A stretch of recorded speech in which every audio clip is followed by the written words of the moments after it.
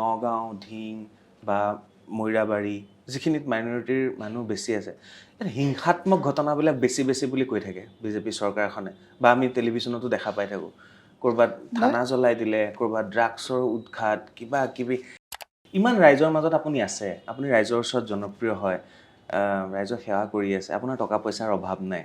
ৰাজনীতিলৈ কিয় আহিব বিচাৰিলে মোৰ উদ্দেশ্য এইটো নহয় যে মই ৰাজনীতিত গ'লে টকা ঘটিম হিমন্ত বিশ্ব শৰ্মা তেখেত অসমৰ মুখ্যমন্ত্ৰী হয় কিন্তু সাম্প্ৰদায়িক বিৰোধী ঐক্যমঞ্চ হ'লে ভাল হ'বনে আপুনি কেনেকৈ ভাবে না বিৰোধী ঐক্যমঞ্চ হ'লেহে আমি এই সাম্প্ৰদায়িক ৰাজনীতিৰ পৰা মুক্তি পাম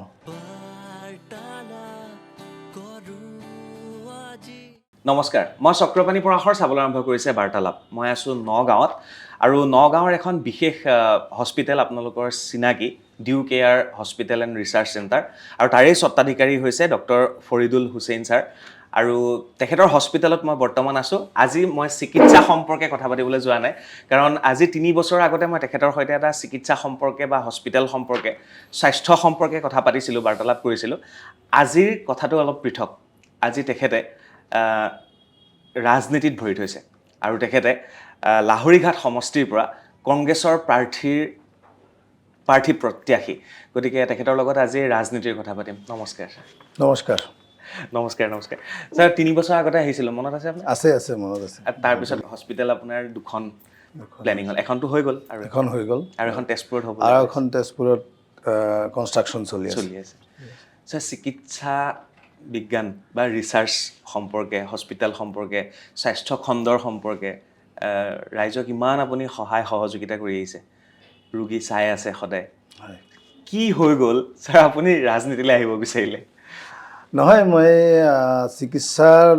সেৱাৰ লগত যদিও জড়িত মোৰ পেচাটো যদিও চিকিৎসা আৰু মই বিশেষকৈ আৰু চাৰ্জন হয় অপাৰেশ্যন কৰোঁ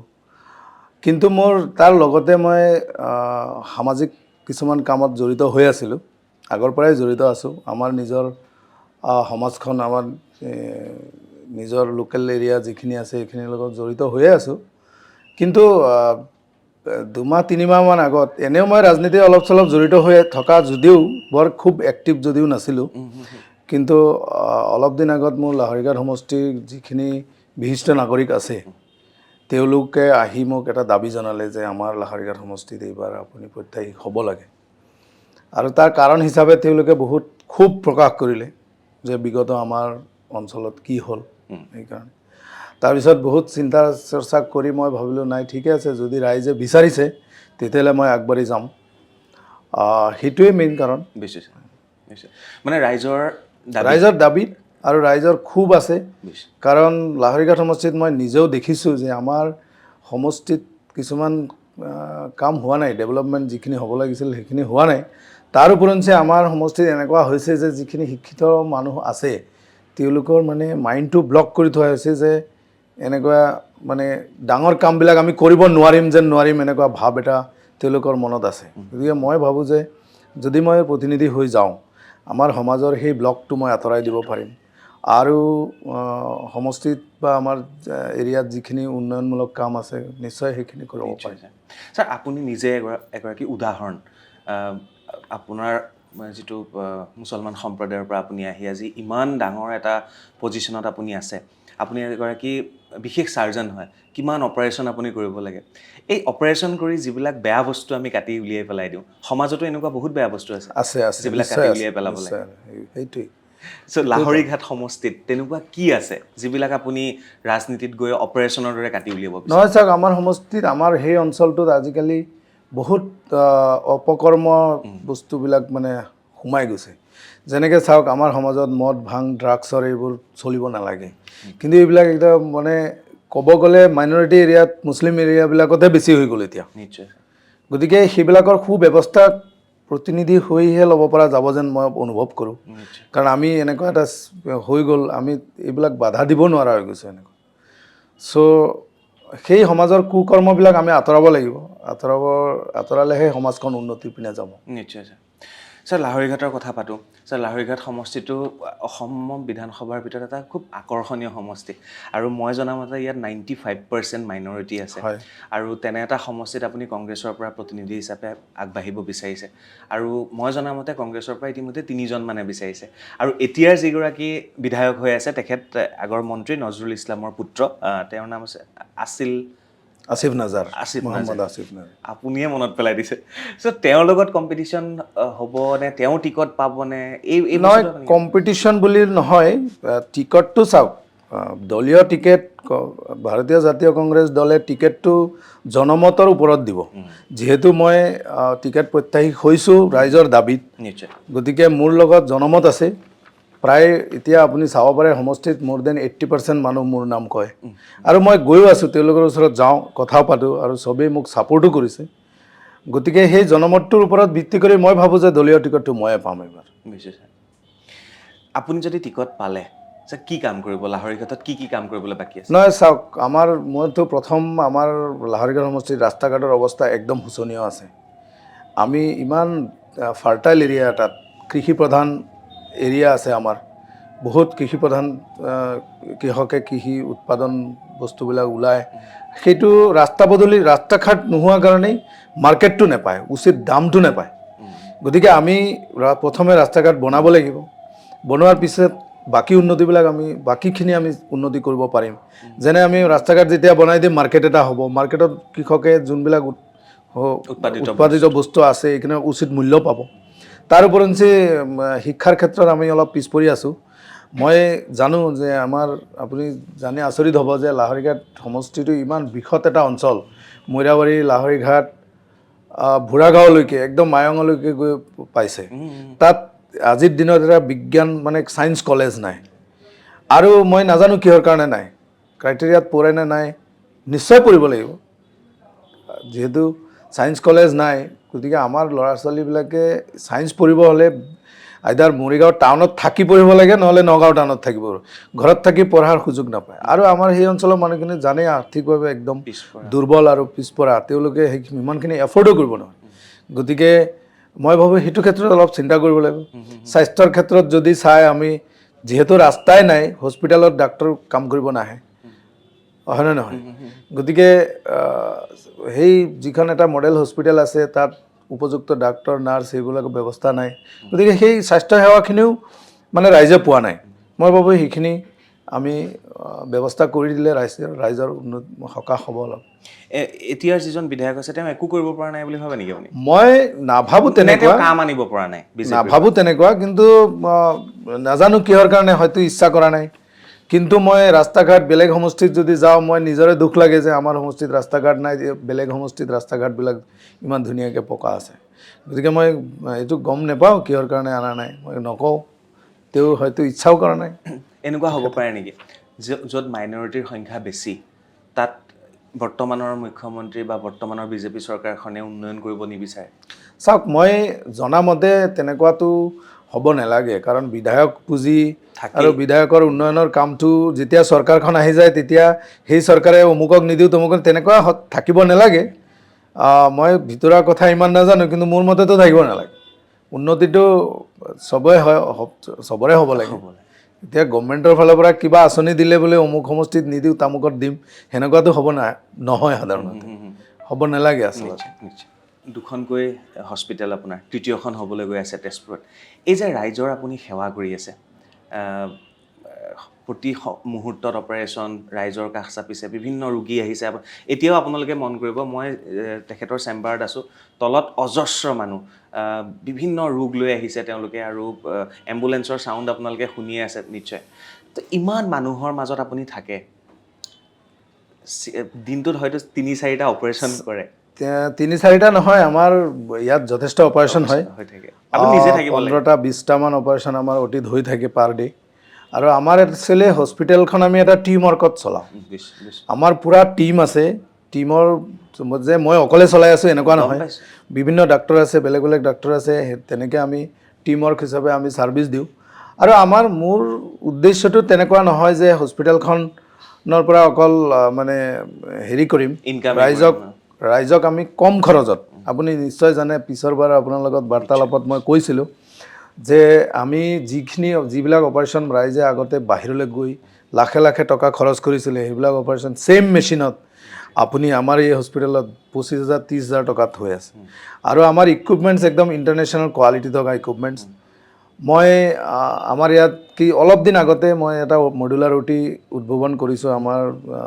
উপায়ুক্ত মহোদয়ে উদ্বোধন কৰি গৈছে সেইটো অপাৰেশ্যন থিয়েটাৰ ইণ্টাৰনেশ্যনেল ষ্টেণ্ডাৰ্ডৰ অপাৰেশ্যন থিয়েটাৰ আৰু আমাৰ অপাৰেশ্যন থিয়েটাৰত যিবিলাক ইকুইপমেণ্টছ আছে আপুনি এতিয়া আজিৰ ডেটত মই চেলেঞ্জ দিব পাৰোঁ যে দিল্লীলৈ গৈ অপাৰেশ্যন থিয়েটাৰত যিটো পৰিৱেশ চাব মোৰ অপাৰেশ্যন থিয়েটাৰৰ ছেইম পৰিৱেশ ছেইম ইকুইপমেণ্টছ আছে গতিকে সেইখিনি ইকুইপমেণ্টছেৰে আমি আমাৰ এই দুখীয়া ৰাইজক কম খৰচত একে লেভেলৰ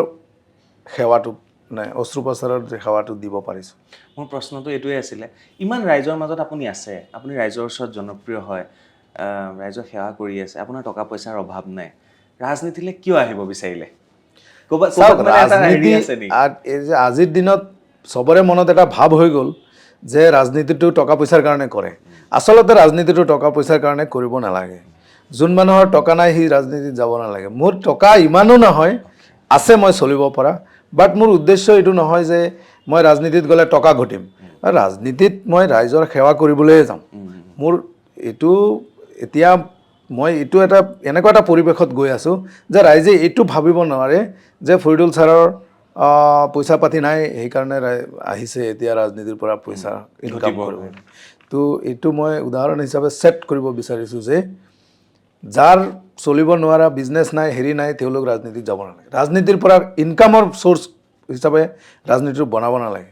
যেতিয়া ৰাজনীতিটো ইনকামৰ চ'ৰ্চ বনাই ল'ব তেতিয়া ৰাইজৰ উন্নতি কৰিব নোৱাৰিব পাৰিলে ৰাইজক দান দক্ষিণা কৰিব উল্টা দিব পৰা হ'ব লাগে ছাৰ টিকট আপুনি পাই গ'ল আপুনি বিধায়ক হৈ গ'ল ছাৰ ৰাইজৰ ওচৰত আপুনি আজিৰ দৰে আকৌ তেনেকৈ থাকিবনে ৰাইজৰ ওচৰলৈ মই যেনেকৈ আছোঁ তেনেকৈ থাকিম আৰু এতিয়া ৰাইজৰ ওচৰত আৰু বেছিকৈ যাম আৰু কিছুমানে মোক প্ৰশ্ন কৰে আপুনি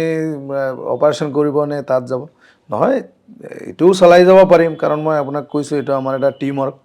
গতিকে সেইটো টিম ৱৰ্কৰ যোগেদি মই আৰু ৰাজনীতিটো এটা টিম ৱৰ্কত পৰিণত কৰি ল'ব লাগিব আমি যদি গোটেই এটা টিম বনাই লওঁ আমি বিধায়ক হৈ সমাজৰ উন্নতি আৰু সমষ্টিৰ উন্নতি কিয় কৰিব নোৱাৰিম নিশ্চয় পাৰিম দুইটা কাম একেলগে চলাই যাব পাৰিব নিশ্চয় পাৰিম কিয় নোৱাৰিম পৃথিৱীততো এনেকুৱা উদাহৰণ নাই যে কৰিব নোৱাৰিম বুলি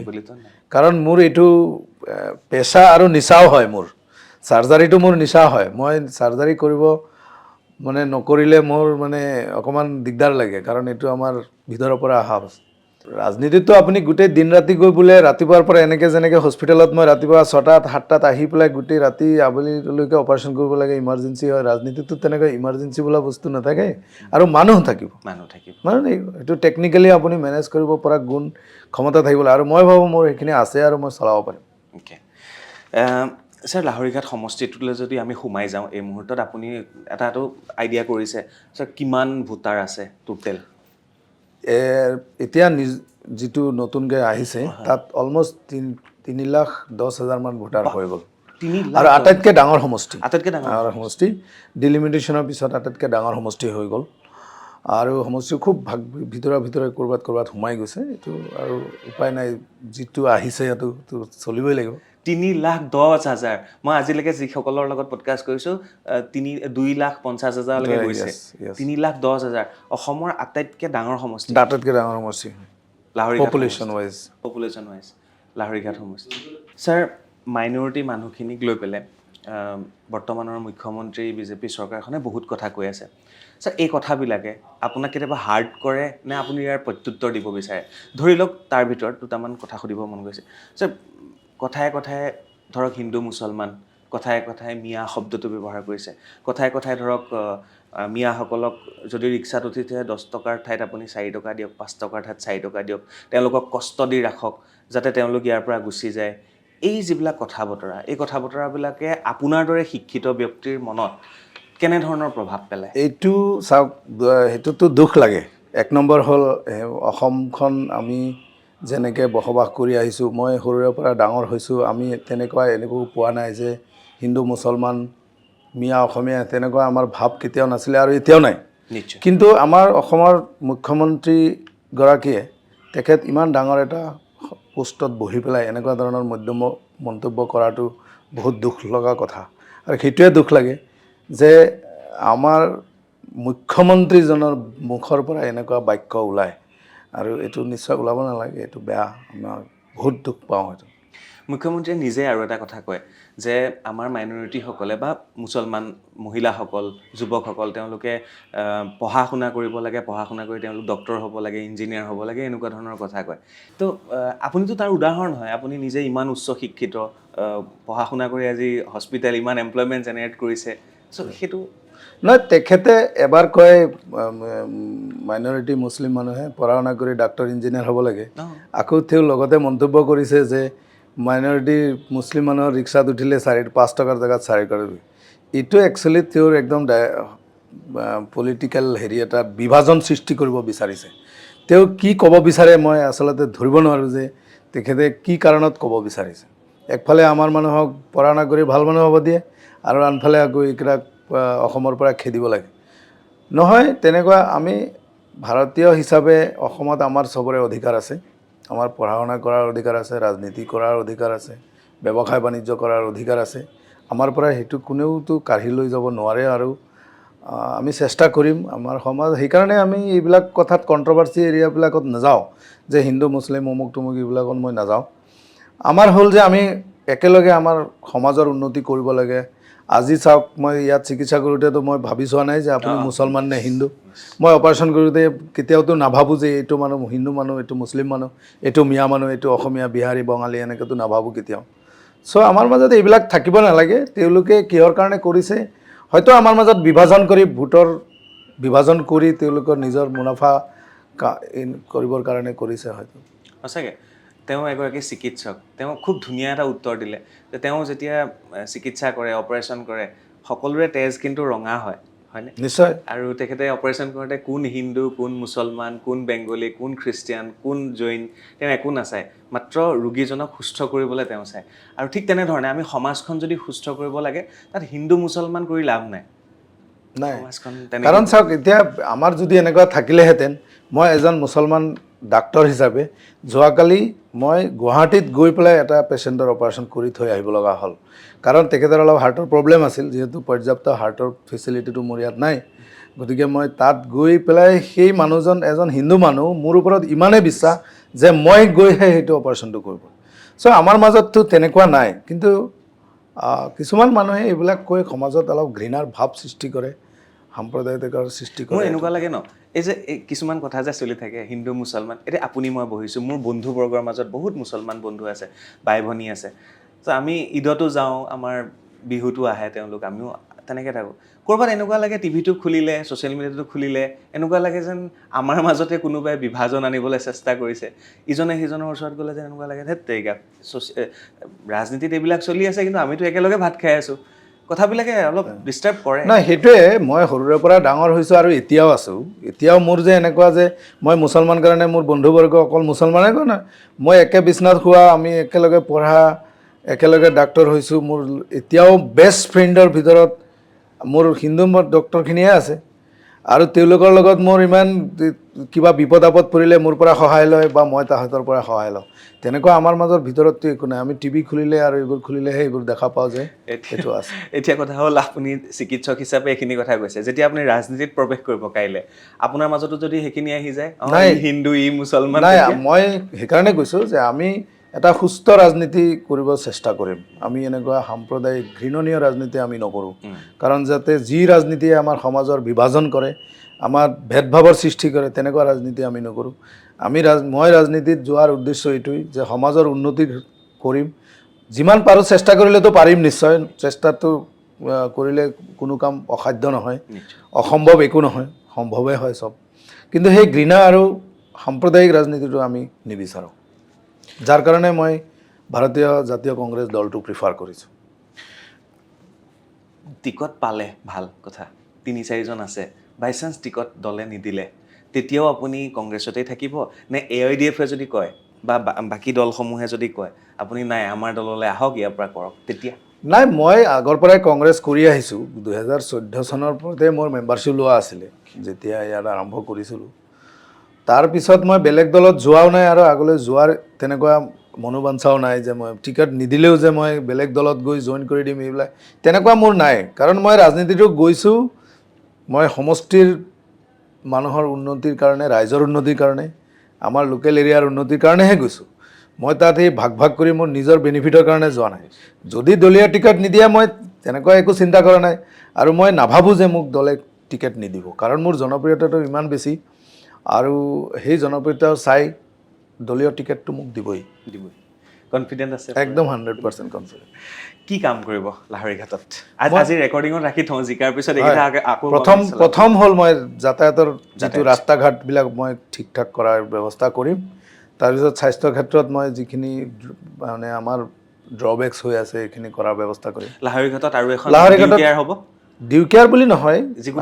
আমি তেতিয়া মইতো যেতিয়া বিধায়ক হ'ম তেতিয়া প্ৰাইভেট হস্পিটেলৰ চিন্তা নকৰোঁ তো গভৰ্ণমেণ্টৰ পৰা যিখিনি এক্সিষ্টিং হস্পিটেল আপগ্ৰেড কৰি পেলাই তাৰ ফেচিলিটিটো আমি যাতে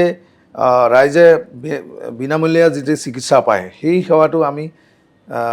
উন্নত কৰিব চেষ্টা কৰিম এতিয়া ধৰক লাহৰীঘাটত ইমান ডাঙৰ অঞ্চলত আজি ডেলিভাৰী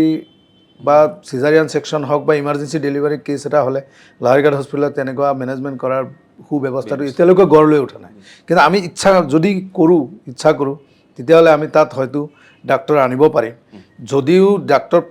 চাওক ডাক্তৰ কিয় নাথাকে কাৰণ যাতায়াতৰ সুবিধা নাই বাকী ফেচিলিটিছখিনি নাই সেইকাৰণে ডাক্তৰ নাথাকে আমি যদি সেইখিনি ফেচিলিটি বনাই দিওঁ ডাক্তৰ নিশ্চয় তাত থাকিব আৰু ৰাইজৰ সেৱা কৰিব নিশ্চয় সেইটো হয় নতুন প্ৰজন্মই এইবাৰ নিৰ্বাচনত বহুত বেছি গুৰুত্বপূৰ্ণ ভূমিকা ল'ব নিউ জেনেৰেশ্যনখিনি যিখিনি জেনজি বুলি আমি কওঁ বা আমাৰ কম বয়সীয়া যিখিনি তেওঁলোকক লৈ পেলাই আপোনাৰ সপোন কি সেইটো ডাঙৰ এটা সপোন মোৰ আছে চাওক আজিৰ দিনত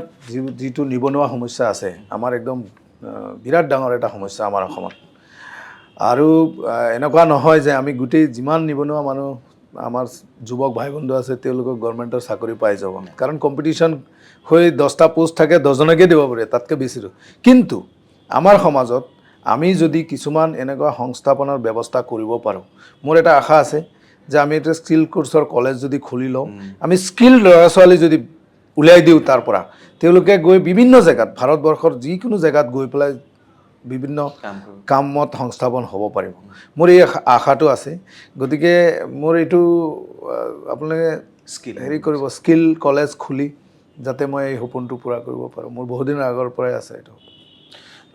আমি আগৰ যিটো পডকাষ্ট আছিলে তাৰ লিংকটো মই আপোনালোকক ডেছক্ৰিপশ্যনত দি দিম ছাৰৰ বিষয়ে তাত গৈ চাব তেওঁ চিকিৎসা শাস্ত্ৰত কিমান বেছি দক্ষতা আছে মই আজি সেই কথাখিনি নুসুধোঁ ইয়াত কিন্তু এটা কথা সুধিব মন গৈছে যে কেনেকৈ আহি আপুনি এইখিনি পৰ্যায় পালেহি আপুনি ঘৰ ক'ত আছিলে পঢ়া শুনা ক'ত আছিলে দেউতা ক'ত কেনেকৈ মই আচলতে লাহৰীঘাটত দাঁতিয়ালবাৰী গাঁৱত তাতে জন্ম মোৰ দেউতা ME স্কুলৰ হিন্দী টিচাৰ আছিলে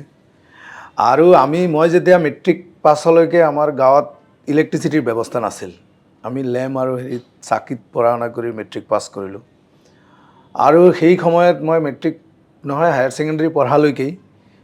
আমি প্ৰত্যেক বছৰত 3বাৰ 4বাৰ বানপানীয়ে আমাৰ গৰাখহনীয়া হাৰাশাস্তি কৰে তাৰ মাজতে কষ্ট কৰি পঢ়া শুনা কৰি মেডিকেল কলেজ পঢ়িলোঁ মেডিকেল কলেজত MBBS পাছ কৰি অলপ দিন মই দিল্লীতো কৰ্মৰত হৈ আছিলোঁ মাজত আমাৰ মানে অসমত অলপ শোচনীয় অৱস্থা হৈছিল PG এণ্ট্ৰেঞ্চ হোৱা নাছিল ইকনমিকেলি ফাইনেন্সিয়েল অলপ অসমৰ কণ্ডিশ্যনটো বেয়া হৈছিলে 97 98 99ত তেনেকুৱা 2001ত মই পষ্ট গ্ৰেজুৱেট জইন কৰিলোঁ MS পাছ কৰিলোঁ 2004ত তাৰপিছত মই 2 বছৰ ইফালে অলপ কাম কৰিলোঁ আৰু 2006ত মই নগাঁও চিভিল হস্পিটেলত as a surgeon medical officer হিচাপে জইন কৰিছোঁ যদিও মেডিকেল অফিচাৰ মই অপাৰেশ্যন কৰি আছিলোঁ 5 বছৰ মই গভৰ্ণমেণ্টত ছাৰ্ভিচ দিলোঁ কিন্তু মই তাত এনেকুৱা এটা ফিল হ'ল যে আমি গভৰ্ণমেণ্টত চাকৰি কৰি মানে মোৰ এনেকুৱা লাগিল যে মই যিখিনি শিকি আহিছোঁ মোৰ পাৰদৰ্শিতা যিমান আছে মই সেইখিনি মই তাত ফুলফিল কৰিব নোৱাৰিম তাৰ কাৰণে মই এটা প্ৰাইভেট হস্পিটেল বনোৱাৰ চিন্তা কৰি হস্পিটেল বনালোঁ আৰু এই হস্পিটেলৰ পৰা যথেষ্ট লাভ হ'ল মই বহুত অপাৰেশ্যন ধৰি লওক কিছুমান লেপাৰস্কপি যিটো চাৰ্জাৰী আছে এইটো মই নগাঁৱত মানে মোৰ এষ্টাব্লিছ কৰাৰ নিচিনাই তাৰপিছত কিছুমান টেকনিক মই নিজে বনোৱা আছে এইবিলাক টেকনিক মই বেলেগ জেগাত ডেমো কৰি মেডিকেল কলেজতো মই ডেমো কৰি দি থৈ আহিছোঁ তেওঁলোকে এইটো টেকনিক ফ'ল' কৰে আজিকালি যেনেকৈ পিত্তনলীৰ পাথৰ তেনেকৈ ধৰক ERCP বুলি টেকনিকটো আমাৰ নগাঁৱত ক'তো নাই বা পেৰিফেৰিত নাই আপুনি ARCBত পেচেণ্ট লৈ যাব লাগে গুৱাহাটীত এইটো এটা ইমাৰ্জেঞ্চি প্ৰচিডিউৰো হয় লাইফ ছেভিং আমাৰ ইয়াতে বহুত পেচেণ্টৰ মানে একদম কণ্ডিশ্যন বেয়া অৱস্থাত আমি ARCB কৰি পেচেণ্টটো বাচি গৈছে চ' এইখিনি ইম্প্ৰুভমেণ্ট হৈছে স্বাস্থ্য ক্ষেত্ৰত নিশ্চয় আৰু মোৰ এনেকুৱা যে মই চেলেঞ্জ এটা মোৰ মনোভাৱ এনেকুৱা যে বেলেগ দিল্লীৰ চাৰ্জন যদি পাৰে আমি কিয় নোৱাৰিম মোৰ এনেকুৱা এটা আপুনি কোনখন মেডিকেল কলেজৰ পৰা Assam medical college Assam medical Dibrugarh college তাৰপিছতে আপোনাৰ ঘৰত কোন কোন আছে এতিয়াতো মোৰ পৰিয়াল আছে মোৰ মিছেছ আছে মোৰ দুজনী ছোৱালী ল'ৰা এটা আছে আৰু মোৰ ভাইটিটো মোৰ লগত থাকে মা আছে দেউতা 2-3 বছৰ হ'ল তেখেত ক'ভিড কমপ্লিকেশ্যনতে মা আছে এতিয়া মা বয়স চাগে বহুত বয়স হৈছে 78-79 এনেকুৱা Okay. মায়ে কয় নে ৰাজনীতিত ইমান ভাল কাম কৰি আছে এতিয়া ৰাজনীতিত যাবলৈ প্ৰথমেতো তেওঁলোকে আচলতে আপত্তি কৰিছিলে কাৰণ তেওঁলোকে ইমান জনা নাছিলে মই কি হেৰি লৈ যাওঁ কষ্ট হ'ব কেনেকৈ যাবি ইমান এতিয়াই ইমান কষ্ট কৰ সেই বেছি অলপ আপত্তি কৰিছিল যদি এতিয়া ইমান কৰা নাই এতিয়া কৰা নাই মই দুজনমান ব্যক্তিৰ নাম ক'ম আপুনি জাষ্ট এটা বা দুটা চেণ্টেন্সত ক'ব লাগিব ৰেডি আছে ৰেডি হিমন্ত বিশ্ব শৰ্মা তেখেত অসমৰ মুখ্যমন্ত্ৰী হয় কিন্তু সাম্প্ৰদায়িক গৌৰৱ গগৈ তেখেত ধৰ্মনিৰপেক্ষ এজন আমাৰ ভাল লিডাৰ ভাৰতীয় জাতীয় কংগ্ৰেছৰ অসম প্ৰদেশ কংগ্ৰেছৰ সভাপতি আৰু তেওঁ কোনো ভেদাভেদ তেনেকুৱা নাৰাখে আৰু তেওঁ বহুত ভাল সাংসদো হয় পাৰ্লিয়ামেণ্টত বহুত ভাল লেকচাৰ দিব জানে আৰু জানেও তেওঁ বহুত নলেজেবল হয় প্ৰদ্যুৎ বৰদলৈ তেখেত হাইলি এডুকেটেড এজন ৰাজনীতিবিদ আৰু তেওঁ জানে বুজি পায় মানে ডিগনিটিটো বুজি পায় আৰু সন্মানীয় ব্যক্তি থাকে অখিল গগৈ কেনেকুৱা লাগে তেওঁৰ কেৰেক্টাৰটো কেনেকুৱা লাগে তেখেতো উচ্চ শিক্ষিত আৰু যুক্তি দিয়ে তৰ্ক বিতৰ্কত যুক্তি দৰ্শায় আৰু সেইটো আমাৰ ৰাজনীতিত বহুত দৰকাৰ লুৰিণজ্যোতি গগৈ তেখেতো যুক্তি তৰ্কত পাৰ্গত আৰু তেখেতো ভাল আৰু এডুকেটেড হয় নলেজ আছে তেখেতো সাম্প্ৰদায়িক নহয় যিখিনি মই তেওঁৰ বক্তব্য শুনিছোঁ বিভাজন সৃষ্টি নকৰে বিৰোধী ঐক্য মঞ্চ হ'লে ভাল হ'বনে আপুনি কেনেকৈ ভাবে নাই বিৰোধী ঐক্য মঞ্চ হ'লেহে আমি এই সাম্প্ৰদায়িক ৰাজনীতিৰ পৰা মুক্তি পাম আৰু বিৰোধী ঐক্য মঞ্চ এটা ডাঙৰ ভালকৈ আমাৰ শক্তিশালী মঞ্চ এটা তৈয়াৰ হ'ব লাগে অসমত আৰু আমি যিহেতু অসমীয়া মানুহে অসমীয়া হিচাপে গৰ্বিত আৰু আমি ইয়াত সাম্প্ৰদায়িক আৰু বিভাজন নিবিচাৰোঁ গতিকে মই ভাবোঁ গোটেই বিৰোধী দলসমূহ একেলগে এক ঐক্য মঞ্চ হৈ আমি সাম্প্ৰদায়িক ৰাজনীতিৰ পৰা মুক্তি পাব লাগে MP ইলেকশ্যনত ৰকিবুল হুছেইনে এটা ডাঙৰ ৰেকৰ্ড গঢ়িবলৈ সক্ষম হৈছিলে 1 লাখ ভোটত তেখেতে জয়যুক্ত হৈছিলে আপোনাৰ হাতত বহুত ডাঙৰ অপৰচুনিটি আছে কাৰণ আপোনাৰ হাতত 3 লাখ ভোটাৰ আছে আপুনি যদি এইটো যদি আপুনি ইয়াত ব্ৰেক কৰি দিয়ে তেতিয়াহ'লে অসমত আপুনি নিশ্চয় মই এইটো ব্ৰেক কৰিব পাৰিম কাৰণ আজিৰ ডেটত আপুনি যদি সমষ্টিত গৈও চাই মোৰ সমষ্টিত মই যদি টিকেট লাভ কৰি নামো তাৰ পিছদিনাৰ পৰা বিৰোধী দলৰ বেলেগ কেণ্ডিডেটত নাথাকিবই মই ভাবোঁ তেওঁলোকৰ মানে জেগাই নাথাকিব কাক লৈ ৰাজনীতি কৰিব গোটেই মানে যিমানে যাব য'তেই যাব মোৰ দেন 80-90% মানুহ মোৰ সমৰ্থক আছে নিশ্চয় 3,10,000 ভোটৰ পৰা কিমান ভোট পালে আপুনি মইতো কমেও 3 লাখ ভোট পাম যদি ভোট দিয়ে 60% ভোট হ'লে সেইটো হিচাপ কৰক মানে কিন্তু নাই মাইনৰিটি এৰিয়াত অলমষ্ট 80% ভোটিং হয় চ' 80% ভোটত মই ভাবোঁ 70% ভোটটো মই পাম 10% কম বেছ ইফাল সিফাল হ'ব পাৰে কাৰণ বাকী কেণ্ডিডেট থাকিব নহয় 10% গুচি যাব 60-70% ভোটটো মই পামেই একেবাৰে নিশ্চিত 100% নিশ্চিত যদি টিকট পাই জিকাটো নিশ্চিত মই এবাৰ দুজন ব্যক্তিৰ নাম সুধিম আপুনি এজনৰ নাম ল'ব লাগিব হ'বনে কওক হিমন্ত বিশ্ব শৰ্মা নে সৰ্বানন্দ সোণোৱাল এইটো মই তেনেকৈ কমেণ্ট ল'ব নোৱাৰিম দুইজনে একেই যিহেতু তেওঁলোক আমাৰ বিৰোধী দলৰ গতিকে দুইজন একেই বুলি ভাবোঁ মই এজনক প্লাছ আৰু এজনক নেগেটিভ দিব নোৱাৰি হিতেশ্বৰ শইকীয়া নে তৰুণ গগৈ তেখেত হিতেশ্বৰ শইকীয়া তেখেতো মই সৰুতে নাম শুনিছোঁ আৰু তেখেতো যিহেতু ভাৰতীয় জাতীয় কংগ্ৰেছ দলৰ পৰাই আছিল আৰু তৰুণ গগৈ ডাঙৰীয়া তেখেতো তেখেত দুইজনেই মুখ্যমন্ত্ৰী আছিল বহুত বছৰ আছিলে আৰু ভাল কামো কৰিছিল হুম, হুম। আৰু তেনেকুৱা সাম্প্ৰদায়িক ৰাজনীতি কৰা নাছিল Okay. গতিকে তেওঁলোক দুইজনকে প্লাছ দুইজনেই সমান দুইজনে সমান এইবাৰ আহিলোঁ তেওঁলোকৰ পুত্ৰ দুজনলৈ এজন হৈছে বেদব্ৰত শইকীয়া আৰু আনজন হৈছে গৌৰৱ গগৈ এতিয়া মই আপোনাক দুটা নাম কৈছোঁ দুটা নামৰ ভিতৰত এটা ক'ব লাগিব বেদব্ৰত শইকীয়া নে দুইজনেই ভাল আৰু দুইজনকে একেই এজনটো আমাৰ বিধানসভাৰ বিৰোধী দলপতি তেখেত আৰু অমায়িক খুব ভাল ভদ্ৰ আৰু মই পাৰ্চনেলি ভালো লাগে আৰু গৌৰৱ গগৈ তেখেত বহুত শিক্ষিত সাংসদ হয় আৰু আমাৰ অসমৰ APCCৰ প্ৰেচিডেণ্ট হয় গতিকে তেওঁ দক্ষ মানে মোৰ এটাই ভাল লাগে যে এইকেইজন মানুহ মানে আমাৰ মাজত তেনেকুৱা মন্তব্য নিদিয়ে যে মিয়া অসমীয়া জাতিগত সাম্প্ৰদায়িক সেইটোৱে আটাইতকৈ ডাঙৰ গুণ নিশ্চয় আজমল নে ৰকিবুল হুছেইন এইটোত আমি ৰকিবুল হুছেইন ছাৰক ক'ম তেখেত মোৰ লগত মোৰ ভাল চিনাকি নগাঁৱত যিহেতু আছোঁ তেওঁৰ ঘৰ নগাঁৱত এইবাৰ লাষ্টবাৰ তেওঁ ধুবুৰীৰ সাংসদ হ'ল তেখেত যিহেতু ভাৰতীয় জাতীয় কংগ্ৰেছ দলৰ তেওঁ সাম্প্ৰদায়িক নহয় AIDFটো এনেকুৱা লাগে যেন অলপ সাম্প্ৰদায়িকৰ পিনে গৈছে গতিকে মই সেইটো ছাপৰ্ট নকৰোঁ ৰকিবুল হুছেইন ছাৰক বেলেগ এটা প্ৰশ্ন সুধোঁ ঈদ নে বিহু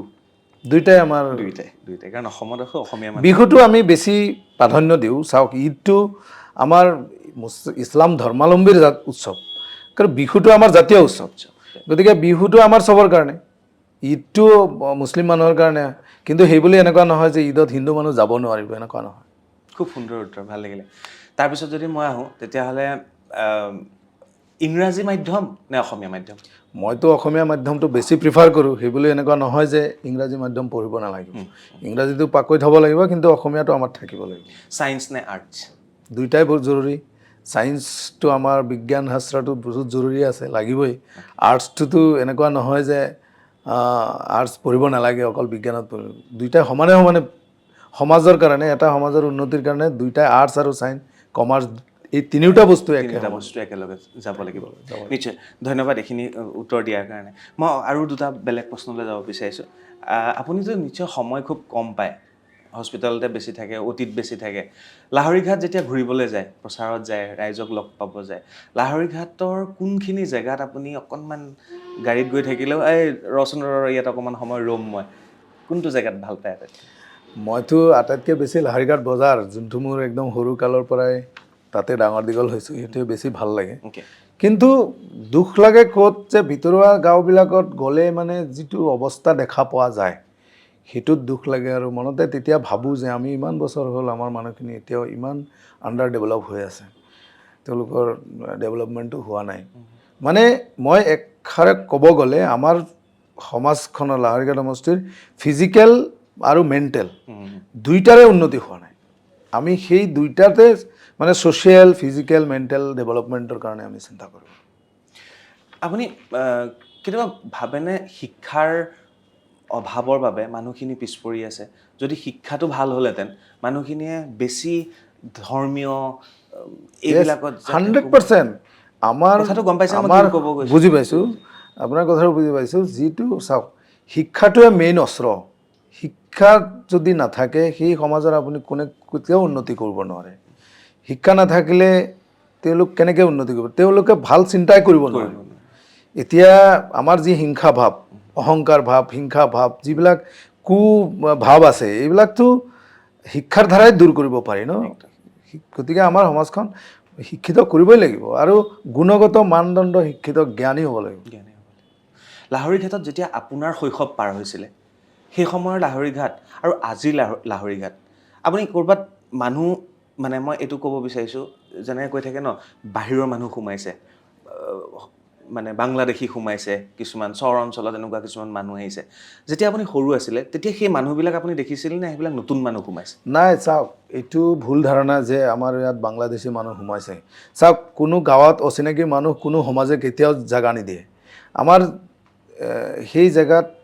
আপোনালোকে জানে যে প্ৰায় 58খন গাঁও গৰাখহনীয়া কবলত গ'ল এই গোটেই যিবিলাক মানুহ আছে গোটেই মানুহখিনি এনেকুৱা জেগালৈ শ্বিফ্ট হৈছে সেইবিলাক মানুহ ক'ত যাব আৰু সেইবিলাক চব চিনাকি মুখ এনেকুৱা কোনো আমিতো মই সৰুৰ পৰা এইবিলাক যে কৈ থাকে মানে আচৰিত লাগে যে বাংলাদেশৰ পৰা মানুহ আহিছে আপুনি নিজে ভাবক কোনোবা এখন গাঁও বা সমাজত বিদেশৰ পৰা অহা এজন মানুহক সংস্থাপন হ'ব দিব নেকি আমিতো কেতিয়াও নিদিওঁ এই 19 লাখ ক'ৰ ওলাল NRCত নহয় এইবিলাক চাওক এইবিলাক মানে শিক্ষিত মানুহ নহয় মই ভাবোঁ তেওঁলোকৰ কাগজ পাতি নাছিলে এইবিলাকৰ লিগেচিবিলাক ভালকৈ ৰাখে যিহেতু শিক্ষিত নহয় বানপানী তেওঁলোকে ডকুমেণ্টছখিনি ৰাখিব পৰা নাই বানপানী হৈছে কাগজ পাতি উৰি গুচি গ'ল চাওক মই কওঁ মোৰ ইয়াত 300 টকা ফিজ দি পেলাই এখন কাগজ লৈ যায় পিছৰবাৰ আহোঁতে তেওঁলোকে সেই কাগজখন হেৰালোঁ বুলি কয় সেই কেটেগৰীৰ মানুহৰ আপুনি লিগেচি কেনেকৈ বিচাৰি পাব আৰু ডকুমেণ্ট কেনেকৈ বিচাৰি পাব নিশ্চয় ডকুমেণ্টৰ অভাৱত তেওঁলোকৰ NRCত নাম অহা নাই আৰু যদি এইবিলাকৰ ভালকৈ আমি যদি ভেৰিফাই কৰিবলৈ যাওঁ আকৌ এইবিলাক মই নাভাবোঁ যে সেইখিনি মানুহ ৰিয়েল বাংলাদেশী কিন্তু ৰিয়েল বাংলাদেশী হ'লেতো ময়ো নকওঁ যে ৰিয়েল বাংলাদেশী আমাৰ অসমত বসবাস কৰক তেওঁলোক বাংলাদেশৰ হ'লে বাংলাদেশী বুজিব সীমা পাৰ হৈ কেতিয়াও বাংলাদেশৰ মানুহ অসমত সোমাব দিব নালাগে কাৰণ এইকেইটা মানুহ যদি সোমাব দিয়ে আমাৰ কাৰণে ভৱিষ্যতটো মানে হেৰি হৈ যাব না অন্ধকাৰ হৈ যাব এই অমিত শ্বাহ ডাঙৰীয়াই 16 চনতো কৈছিল যে অসমত আমাৰ যদি চৰকাৰ আহে তেতিয়াহ'লে বাংলাদেশী আমি বাংলাদেশলৈ ঘূৰাই পঠিয়াম সেইদিনা আহি 26ত যদি আকৌ হয় আকৌ ঘূৰাই আকৌ সেই নহয় তেওঁলোকৰ এইটো নিৰ্বাচনী প্ৰচাৰ কিন্তু NRCটো বস্তুটো শেষ নহ'ল এতিয়ালৈকে নহয় সেইটোতে এতিয়া বিৰোধী দল যিহেতু চৰকাৰ চলাই আছে তেওঁলোকৰ এইটো ষ্ট্ৰেটেজি হয় এই ইছ্যুটো বনাই ৰাখিছে আৰু এই ইছ্যুটো আমাৰ সমাজত দি পেলাইহে তেওঁলোকে এইটো ভোটাৰ ৰাইজৰ সৃষ্টি কৰিছে যদি বাংলাদেশী আছিল কেইজন বাংলাদেশী পঠাইছে মাজতে নিউজত আপোনালোকে নিশ্চয় দেখিছে পুছবেক কৰিছে এজন দুজন আকৌ সেই মানুহখিনিক পুছবেক কৰি হাৰাশাস্তি দি আকৌ সেই মানুহখিনি আকৌ ঘূৰাই আনিব লগা হৈছে গতিকে বাংলাদেশী মানুহ বাংলাদেশৰ পঠাবৰ কাৰণে প্ৰচিডিউৰ আছে ভাৰত চৰকাৰে বাংলাদেশ গভৰ্ণমেণ্টৰ লগত কথা পাতিছিল জানো যে আপোনাৰ দেশৰ পৰা মোৰ দেশত আমাৰ মানুহ আহি গ'ল ইমানখিনি মানুহ আছে গতিকে বাইলেটাৰেল কথা নপতাকৈ খালি ইয়াত বাংলাদেশী আছে খেদিব লাগে সেই ৰাজনীতিটো কৰিলেতো নহ'ব মিছা কথা ক'ব নালাগে মানে মানুহক ভুল পথে পৰিচালিত কৰিব নালাগে এই 1 লাখ বিঘা যে মাটি কৈছে যে আপুনি কি আপুনি শুনিছে নহয় বাতৰিটো 1 লাখ বিঘা মাটি হেৰিয়াৰ পৰা বাংলাদেশীৰ হাতৰ পৰা উদ্ধাৰ কৰিলে নহয় এইটো ঠিকেই চাওক সেইবিলাক মানুহ আচলতে যদি ফৰেষ্ট লেণ্ডবিলাক যিবিলাক গভৰ্ণমেণ্ট লেণ্ডত বহিছিল সেইবিলাকত বিভিন্ন অভাৱ অনাটনত গৰাখহনীয়া মানুহ যিবিলাক ভূমিহীন মানুহ আছিলে হয়তো সেইবিলাক মানুহ গৈ বহিছে কিন্তু সেইবিলাকক তেওঁলোকে নাম দিয়ে যে বাংলাদেশী কিন্তু আপুনি জানিব এইটো যে যিখিনি মানুহ উচ্ছেদ কৰিছে তেওঁলোকক পুনৰ সংস্থাপন নিদিয়া ব্যৱস্থা নকৰাকৈ উচ্ছেদ কৰিব নালাগিছিল কিন্তু সেইটো মানে আইন বিৰোধী কাম এটা হৈছে মানুহখিনি হাৰাশাস্তি হৈছে য'ত ত'ত আছে গৈ এতিয়া সেইখিনি মানুহ গতিকে এইবিলাক মানে পাব্লিকক হাৰাশাস্তি কৰাহে হৈছে আৰু চৰকাৰ হৈ এখন চৰকাৰে কেতিয়াও ৰাইজক মানে হাৰাশাস্তি কৰিব নালাগে এতিয়া যোনে হওক ঠিক আছে মই মানি লৈছোঁ অকল মুছলিম মানুহৰ উচ্ছেদ হৈছে এনেকুৱা নহয় বেলেগ ধৰ্মৰ মানুহৰো উচ্ছেদ হৈছে কিন্তু সেই মানুহখিনিক এটা বেলেগ এটা জেগা সুৰক্ষিত জেগাত সংস্থাপন কৰাৰ পিছত উচ্ছেদ কৰিব লাগিছে আপুনি এটা কথা ভাবেনে নগাঁও ধিং বা মৈৰাবাৰী যিখিনিত মাইনৰিটিৰ মানুহ বেছি আছে হিংসাত্মক ঘটনাবিলাক বেছি বুলি কৈ থাকে বিজেপি চৰকাৰখনে বা আমি টেলিভিশ্যনতো দেখা পাই থাকোঁ ক'ৰবাত থানা জ্বলাই দিলে ক'ৰবাত ড্ৰাগছৰ উৎখাত কিবা কিবি এই বস্তুখিনি আপুনি ফিল কৰেনে ড্ৰাগছ অলপ মই নাভাবোঁ যে তেনেকুৱা বেছি মানে হিংস্ৰ এনেকুৱা নহয় তেওঁলোকে একচুৱেলি এইটো সৃষ্টি কৰে মোৰ ভাৱতে তেওঁলোকে এটা সাম্প্ৰদায়িক সংঘৰ্ষ সৃষ্টি কৰিবৰ কাৰণে এনেকুৱা মন্তব্যবোৰ দিয়ে যাতে এটা অসমত এতিয়া ইলেকশ্যন আহিছে চেষ্টা কৰি আছে যে এটা সাম্প্ৰদায়িক সংঘৰ্ষ হওক তেতিয়াহে ৰাজনীতিটো মানে ভোট বিভাজনৰ যিটো ৰাজনীতি আছে সেইটো কৰিব পাৰিব কিন্তু মোৰ অসমবাসী ৰাইজলৈ এটাই অনুৰোধ যে আমি কেতিয়াও এনেকুৱা সংঘৰ্ষ সৃষ্টি কৰিব নালাগে আমি ধৈৰ্য ধৰিব লাগে আৰু ধৈৰ্য ধৰিলে আমাৰ এদিন হ'লে আমি তাৰ ৰিজাল্টটো পাম আজি গৌৰৱ গগৈ ডাঙৰীয়া পৰহি জালুকবাৰীলৈ গৈছিলে অকল গৌৰৱ গগৈ ডাঙৰীয়া নহয়, তেওঁৰ টীম গৈছিলে সকলো। আজি ধিঙৰ ফালে আহিছিলে, কিছুমান মানুহে তেখেতক গো বেক কৈ আছে, এইবিলাক কোন মানুহ? এইবিলাক চাওক, এতিয়া গোবেক দিয়াৰ ধৰ্মনিৰপেক্ষ হিচাপে ভাৰতীয় জাতীয় কংগ্ৰেছ দলৰ যিটো প্ৰচাৰ কৰিবলৈ গৈছে, তাত বিৰোধীটো থাকিবই, আৰু বিৰোধীয়ে এইটো গোবেক কৰিছে। আৰু এটা আজি যিটো বাতৰি ওলাইছে, মোৰ এইটো দুখ লাগিছে। আমাৰ শ্ৰীমন্ত শংকৰদেৱ মহাপুৰুষৰ যিটো জন্মস্থান বটদ্ৰৱাত তেওঁলোক দৰ্শনৰ কাৰণে গৈছে, আৰু মই নাভাবোঁ তাত এই গুৰুজনাৰ আদৰ্শৰ বিপৰীতে গৈ গোবেক দিয়াৰ ধ্বনিটো ভাল কাম হৈছে বুলি। কাৰণ তেওঁলোক বটদ্ৰৱাটো অকল এটা ৰাজনৈতিক দলৰ বা এটা ৰাজনৈতিক দলৰ কাৰণে নহয়, গোটেই অসমৰ আমাৰ এটা আইডেণ্টিটি হয়। বটদ্ৰৱাটো আমাৰ আইডেণ্টিটি হয়। আমি বৰদোৱাৰ যিটো কওঁ, এইটো মহাপুৰুষ শ্ৰীমন্ত শংকৰদেৱৰ যিখিনি আমি পঢ়িছোঁ, আজিও আমাৰ মনত এইটো আছে যে অসমৰ জাতীয়, মই কি ক'ম, এইটো হাৰ্টছ হয় আমাৰ।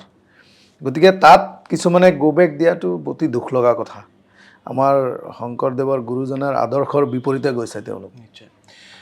আমি ইমান দিন পঢ়িলোঁ, আপুনিও হয়তো পঢ়িছিলে, আমাৰ অসমখন শংকৰাজানৰ দেশ। শেহতীয়াকৈ একাংশই কৈ আছে শংকৰ আজানৰ দেশ নহয়, শংকৰ মাধৱৰ দেশ। এই কথাটোৱে আপোনাক চুই যায়নে কেতিয়াবা? নাই, এইটো চাওক, শংকৰ মাধৱৰো দেশ, এইটো শংকৰ আজানৰো দেশ। কাৰণ এতিয়া কিছুমানে এতিয়া ধৰক, সেইটোৱে মই কৈছোঁ, সাম্প্ৰদায়িক ৰাজনীতি কৰিব গৈ আজান শব্দটো কাটিব বিচাৰিছে। ঠিক আছে, তেওঁলোকে মুখেৰে বা লিখাত যদি আজান কাটি দিয়ে, অসমবাসীৰ অন্তৰৰ পৰা শংকৰ আজান, শংকৰ মাধৱৰ শব্দবিলাক কাটিব পাৰিব জানো? গতিকে অসমত অসমীয়া মানুহ আৰু আমি অসমৰ মানুহে কেতিয়াও তেনেকুৱা সাম্প্ৰদায়িক শব্দবিলাক ব্যৱহাৰ নকৰে। আৰু আজান শংকৰ, শংকৰ আজান শব্দ দুটা একেই, কিন্তু কিছুমান মানুহে সেইটো বিকৃত ৰূপ লৈ সাম্প্ৰদায়িক হিচাপে উপস্থাপন কৰিব বিচাৰে। সেইটো অতি দুখ লগাজনক কথা। শেষৰ ফালে আহোঁ। এতিয়া মোক আপুনি এটা কথা কওক, জিকি গ'লে এই মানুহখিনিৰ কাৰণে আপোনাৰ আৰু কি কি সপোন আছে? যিখিনি ক'লে সেইখিনি ক'লে, আৰু কি কি কৰিবলৈ মন আছে? মই বিচাৰোঁ আমাৰ সমাজত প্ৰত্যেক ঘৰৰ মানুহ শিক্ষিত হওক, আৰ্থিকভাৱে টনকিয়াল হওক, প্ৰত্যেক মানুহ চিভিল চেন্স আৰু যিটো ছ'চিয়েল ৰেছপনচিবিলিটি আছে, প্ৰতিজন মানুহ ছ'চিয়েল ৰেছপনচিবিলিটি লৈ থাকক, আৰু আমি এটা ডিচিপ্লিন আৰু শান্তিৰ সমাজ লৈ পেলাই বসবাস কৰিব পাৰোঁ। নিশ্চয়। ভাল লাগিল আপোনাৰ লগত কথা পাতি, আৰু আশা কৰিছোঁ আপোনাৰ সপোনবোৰ পূৰণ হওক, আৰু কংগ্ৰেছৰ পৰা আপুনি টিকট পাওক, আৰু লাহৰীঘাট সমষ্টিৰ পৰা আপুনি জয়ী হৈ আহক, আৰু তাৰপিছতে মন্ত্ৰী হওক, মিনিষ্টাৰ হওক, সেইটোৱে আশা কৰিছোঁ। আৰু লাহৰীঘাটতো স্বাস্থ্যসেৱা ভাল হওক, আৰু নতুনকৈ আপোনাৰ আহিবলগীয়া হস্পিটেল তেজপুৰত আহি আছে। মই এই কনষ্ট্ৰাকশ্যন আৰম্ভ কৰিছোঁ, তাতো মই এনেকুৱা ধৰক কম খৰচৰ এখন হস্পিটেলৰ প্ৰতিষ্ঠা কৰিম বুলি ভাবি আছোঁ। আৰু কিবা ক'বলৈ থাকিলে নেকি, কওক? নাই, তেনেকুৱা বিশেষ নাই, সেইখিনি। ধন্যবাদ, ভাল লাগিলে আপোনাৰ লগত। দিয়ক, নমস্কাৰ। আমি আকৌ লগ পাম। থেংক ইউ, ধন্যবাদ।